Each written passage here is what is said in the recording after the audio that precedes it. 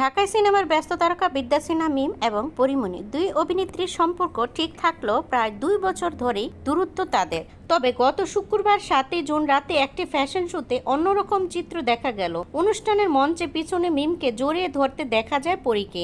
আমিও দাঁড়িয়ে আছি, হঠাৎ পরী এসে আমাকে জড়িয়ে ধরে বলে, এই তুমি আমার উপর রাগ করে আছো, আমি সরি, এসব কথা আর মনে রাখিও না, এসব ভুলে যাও, এই তুমি আমার বাচ্চাকে ভালোবাসো না, এই ধরনের নানা কথা বলতে থাকে। পরীমনি সরির জবাবে কি বলেছিলেন, মিম যে আমাকে বারবারই জড়িয়ে ধরে নিজের ভুল স্বীকার করলো, অনুতপ্ত হলো, মানুষ মাত্রই তো ভুল হয়, আমার আর কি করার আছে, ক্ষমা করে দিয়েছি। এই ঘটনার পরে অনুষ্ঠানের মঞ্চে দুই নায়িকাকে হাস্য উজ্জ্বল ভঙ্গিতে ক্যামেরাবন্দি হতে দেখা যায়। উল্লেখ্য, মিম এবং রাজকে জড়িয়ে এক বিস্ফোরণ স্ট্যাটাস দেন একসময় পরীমনি। সে সময় রাজ